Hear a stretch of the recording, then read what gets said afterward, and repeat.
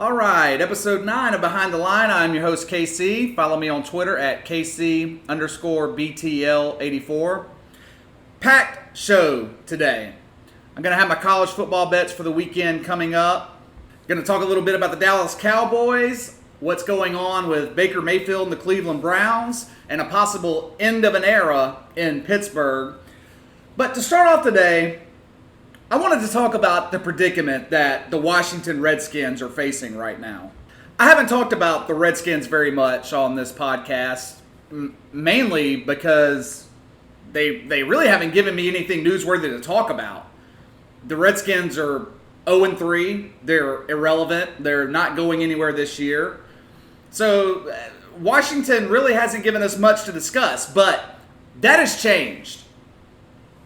It's become apparent to me that Case Keenum is not the answer for the Washington Redskins. This guy was obviously a one-hit wonder in Minnesota, which really explains why the Vikings were so quick to get rid of him after that 2017 season. His performance Monday night against the Bears was really hard to watch. I know the Bears have a great defense, but this guy, Case Keenum, somehow outperformed Mitchell Trubisky if you're grading on the shitty scale. Mitchell Trubisky has been awful all season. Case Keenum one-upped him on national television on Monday night. He made Mitchell Trubisky, to be honest, look like an all-pro. Why the NFL decided to air this game on Monday Night Football, I don't know. But this game was hard to watch from the first quarter all the way to the end of the game. Case Keenum's performance was embarrassing. 5 fucking turnovers in one game. Do you know how hard that is to do? Turn over the ball on your own 5 times in one game? You have quarterbacks that don't commit 5 turnovers in half a season. Case Keenum managed to accomplish that in one game. The fans up in D.C. were heard screaming for Dwayne Haskins throughout the game Monday night. Now, Jay Gruden has come out since and basically stated that he wasn't making a quarterback change, that what this Washington Redskins team needs is continuity. Are you fucking kidding me? Watch how fast Jay Gruden's stance changes. The only continuity this team has right now is losing, and it's been happening for years. Gruden is going to be under intense pressure to make this change at quarterback. Now, do I think that Dwayne Haskins is ready? Probably not. I mean, if he were, I have no doubt in my mind that Jay Gruden would start him. He would have started him at the start of the year if he was ready. But Jay Gruden, this is a guy whose job is on the line. He's been in Washington for 6 years. 1 9-win season. That was his best year. 1 9-win season. Record of 35-47-1. That's fucking pathetic. I can't believe he hasn't been fired already. The thing is, as far as young quarterbacks go, the landscape in the NFL has changed. In the past, you draft a young quarterback in the first round, early second round maybe, and he sat for a year or two. Learned the system, practiced a little bit with the first team throughout the year. Basically, they got him prepared for the speed and the adjustments you've got to make in the NFL. But that's not the case anymore. You draft a quarterback high in the draft, people expect him to start in their first season. We just saw last weekend the Giants pull the trigger on Daniel Jones.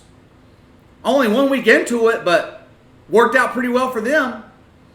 At this point, what do the Redskins have to lose by starting Dwayne Haskins? More importantly, what does Jay Gruden have to lose? He's coaching for his job. Why not go ahead and see what Haskins can do? You might do something you haven't done all year and actually win a game. Now, the flip side to that coin is, what if Dwayne Haskins struggles throughout 2019? What if you ruin his confidence? That to me is bullshit. This is football at the professional level. If you struggle, get over it. Jared Goff struggled in his rookie year. He played in the fucking Super Bowl last year. It's similar to any other job. When I was offered the job I have now, I wasn't ready for it. I had been in the business I am in for maybe a year, 18 months. My manager got fired. I was given his position. I was nowhere near ready. And the company knew that. My boss knew that. I struggled the first year or two until I really figured out how to do it and how to do it my way. I learned on the job. We see the same thing with these young NFL quarterbacks. Coaches are starting to let them learn on the job. There's only so much you can learn standing on the sideline with a fucking clipboard and an earpiece in your ear listening to play calls, watching what happens on the field. To be perfectly honest with you, I feel like we're in the process of seeing a major overhaul in DC. This organization is in desperate need of change at leadership positions. Jay Gruden is not working as head coach. That's obvious. Bruce Allen, he damn sure isn't working as the general manager. I mean, this guy's been the GM in Washington for a fucking decade. They made the playoffs twice in the last 10 years. You had that playoff run with RG3 under Mike Shanahan back in, 2012. Then you had one under Jay Gruden in 2015, their 9-win season I was talking about earlier. This fucking guy, Bruce Allen, had the audacity this offseason to say that the Redskins were close. Close to what? Getting the number 1 pick in the draft? Because that's where they're headed. They damn sure aren't close to winning. They've been blown out every game this year. Double digits. And the thing about Washington is their ownership is just as bad. Dan Snyder's a disaster. Obviously, you can't fire the owner. Though I'm sure 90% of the fan base in D.C. would love to see Dan Snyder gone. This guy's one of the worst owners in professional sports. He's owned the Redskins for 20 years. They've made the playoffs 5 times. That's Jerry Jones level of bad. At least the Cowboys are competitive some of the time. Washington is just a complete dumpster fire and has been that way for a long time.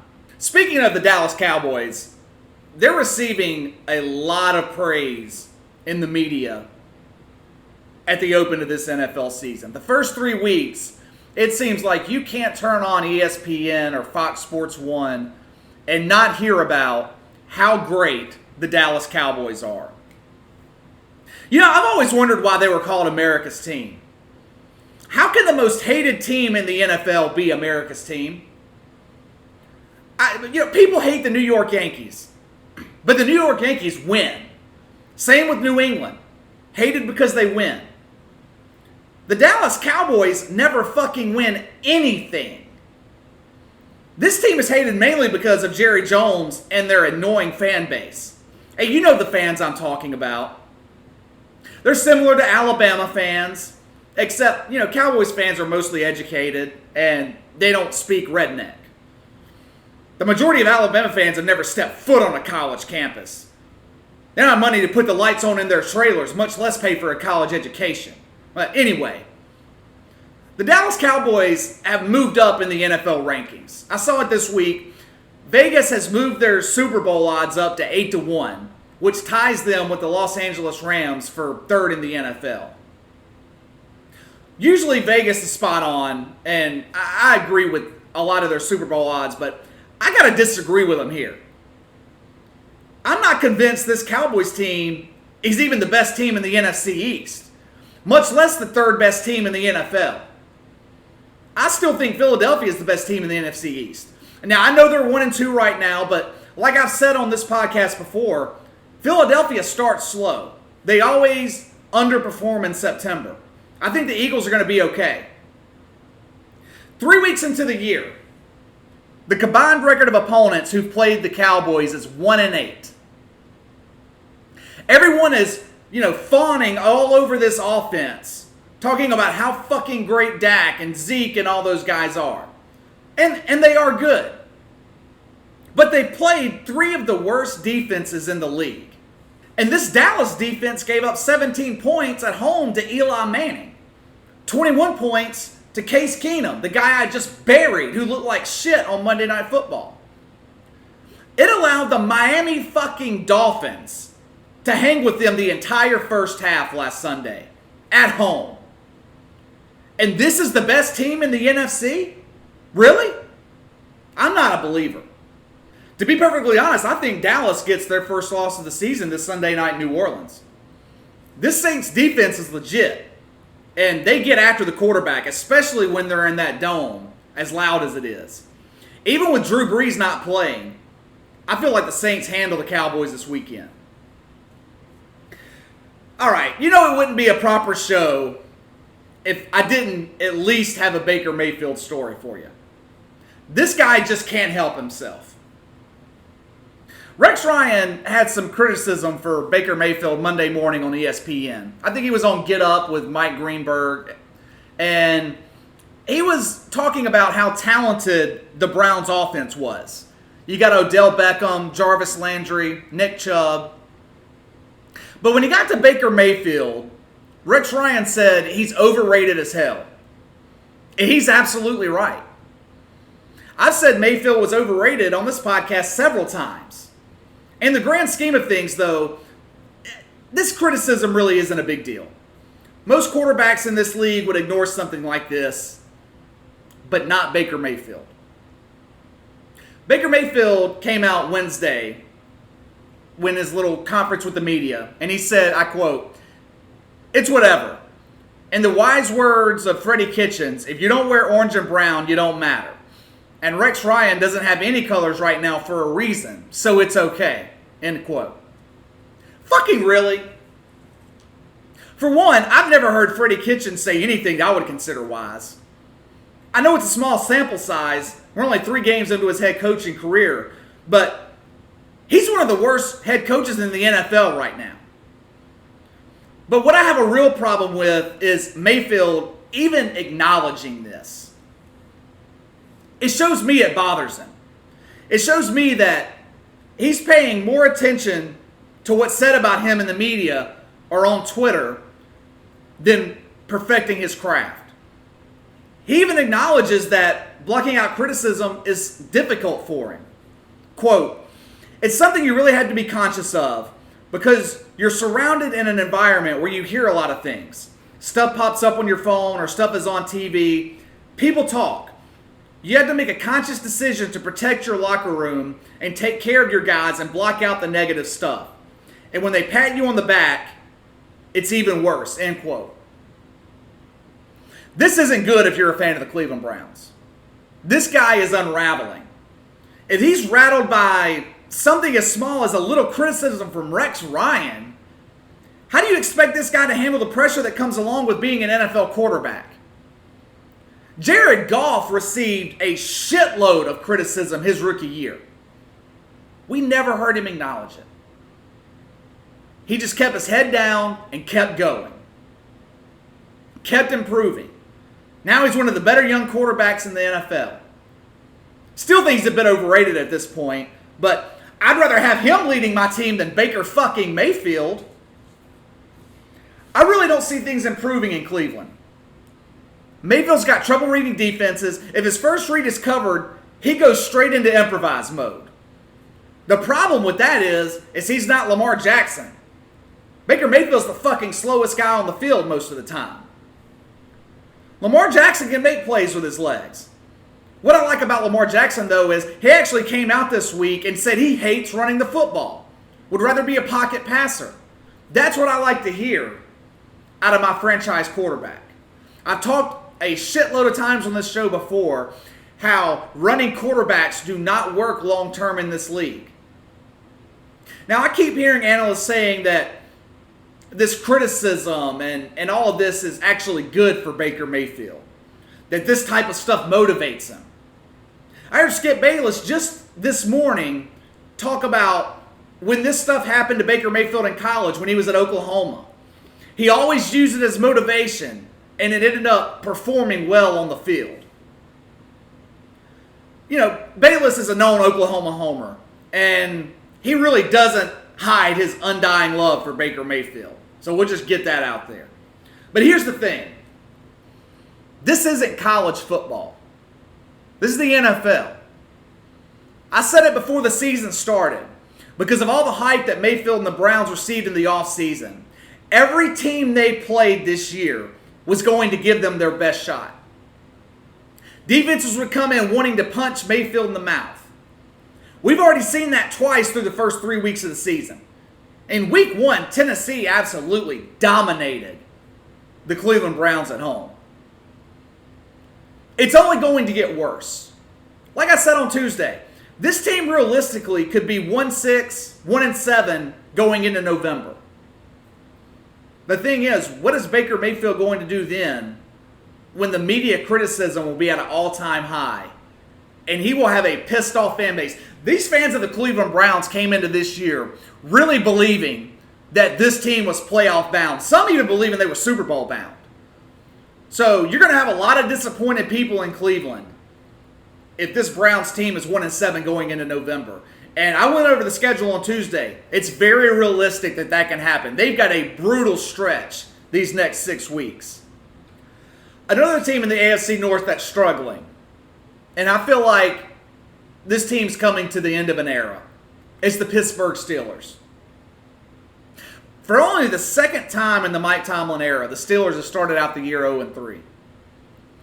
Unlike 2013, though, when they were 0-3, they don't have an Antonio Brown or even Big Ben to help elevate this team. Nor do I think they have the defense to do so. I feel like it's time in Pittsburgh to blow this thing up and start over. Now, I know the Roonies are slow to let go of head coaches. They've only had 3 coaches in the history of this franchise.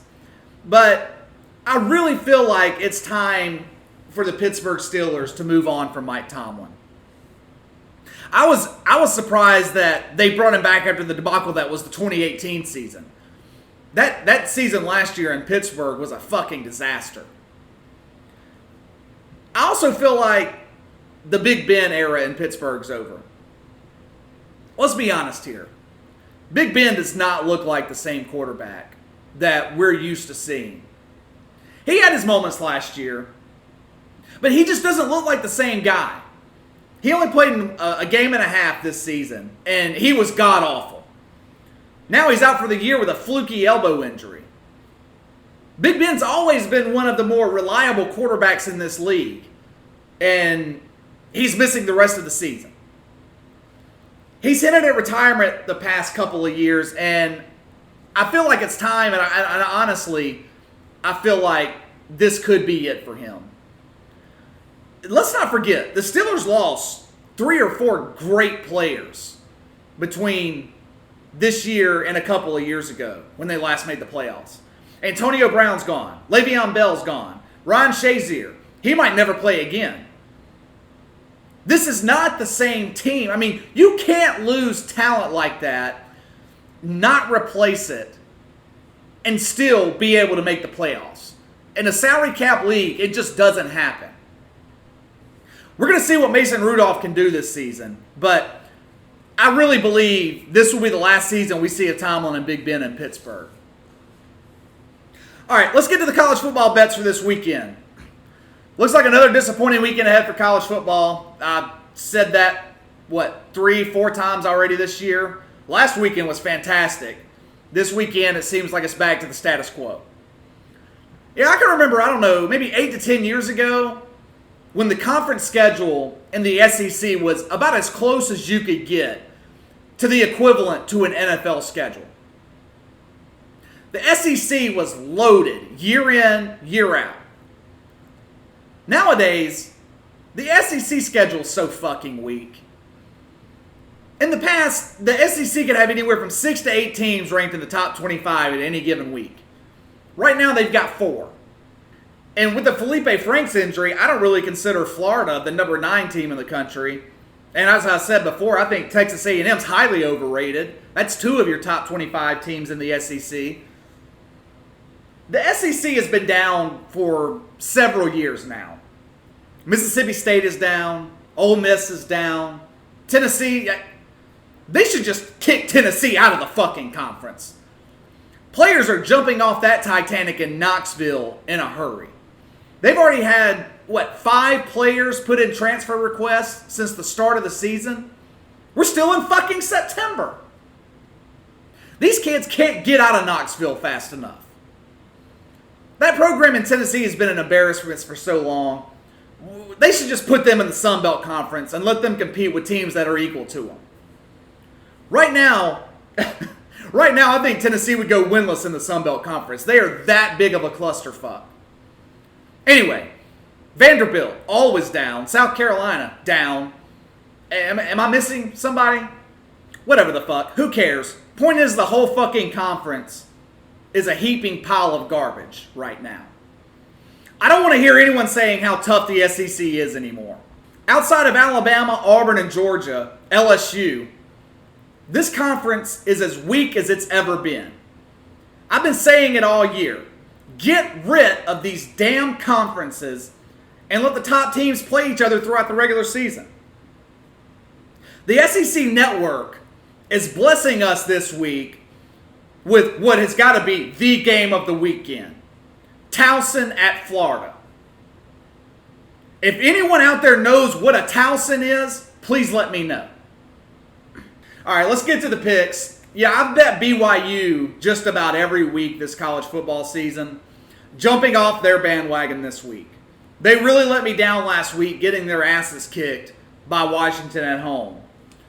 So, no BYU this week, guys. Let's go ahead and get to the games. First game, Virginia at Notre Dame. Current lines, Notre Dame minus 12.5. Like I said on Tuesday, I was very impressed with Notre Dame last weekend at Georgia. Went into a tough environment at night in Athens, rowdy place to play, and really hung with Georgia throughout the entire game. Even led at halftime. If not for a couple of Irish turnovers, they would be sitting at 4-0 right now. 18th ranked Virginia is not what you would call a high-profile team that gets a lot of national publicity. But this team is one of the better defenses in the country. Not only that, but because this team doesn't get a lot of love nationally, they really get up for these big games against high-profile opponents. Past 16 games against teams with a winning record, Virginia's 13-3 against the spread. Now, I realize that they looked god-awful last week at home against Old Dominion, but I think that was more of them looking ahead to this week against Notre Dame. They were down 17-0 at halftime. However, once they got out of the fog they were in, the defense really clamped down, didn't give up a point the rest of the game. Not only that, the offense is good enough to keep things close, scoring around 35 points a game this year. This game, to me, though, is really more about the letdown spot for Notre Dame. Coming off a highly emotional loss last week at Georgia, I think the Irish struggle here in the first half. I like Notre Dame to win, but swallowing this many points is too much for me to do, especially against a stout Virginia defense that's coming into the biggest game of their season, and they are going to be hyped and ready to play against Notre Dame. So I'm going to take Virginia plus 12.5. All right, next up, we got Mississippi State at Auburn. Current line, Auburn minus 10. This by far is my favorite pick for the college football weekend. Talked about how impressed I was with Auburn on Tuesday during the good and the bad and the ugly. And I feel like they roll Mississippi State here. Outside of running back Kylan Hill, there's nothing special about this Mississippi State offense. This is a team that beat Louisiana Lafayette by 10 points. That's it. Lost to Kansas State at home. And they're going up against a strong Auburn defense coming off one of their best performances of the season last weekend at Texas A&M. I still got concerns about quarterback Bo Nix at Auburn, but I feel like he's going to be able to take advantage of this weak Mississippi State defense. Auburn won't have any trouble running the ball on Mississippi State, and that should allow Bo Nix to get settled in early. This is also a revenge game for Auburn coach Gus Malzahn, who was embarrassed last year in Starkville against Mississippi State. At the time, Auburn was the 8th ranked team in the country, and the ass-kicking they got in Starkville last year really set the downward spiral in motion for the rest of that year. I like Auburn here big, so I'm swallowing the home chalk, taking Auburn minus 10. All right, last game, USC at Washington. Current line, Washington -10. I could not believe this line when I saw it. I assumed that this would be between 17 and 20 points, Washington being favored here. But I'm getting the significantly better team at home, and I only have to give up 10 points. I'm buying in. I realized that USC beat Utah last week. But this is a team that's coming into Washington with uncertainty at the quarterback position. They also struggle big time on the road. They've already lost this year to a BYU team that Washington fucking rocked last week. I was riding high on BYU, and the Huskies brought them and me back down to earth. USC is 3-10-1 against the spread in their last 14 road games. The win against Utah at home last week was impressive with a third-string quarterback, but I feel like they are being way overvalued here. Washington quarterback Jacob Eason is the real fucking deal, and he should be able to decimate this weak USC secondary. In my opinion, Washington is the best team in the Pac-12. 5-2 against the spread their last 7 games. I feel like they pull away in the second half here and they roll USC. Going to go take Washington -10. To recap, Virginia plus 12.5, taking Auburn -10, taking Washington -10. Really like the college football picks this weekend. This is the most confident I've felt in my college football picks all year. I'll be back Saturday morning with my NFL plays for the Sunday. Follow me on Twitter at KC_BTL84. Hit the like and subscribe button on YouTube or whichever platform you're listening on. Leave me a comment in the section below. Share your college football picks with me. I'll see you guys Saturday morning. Have a good Friday.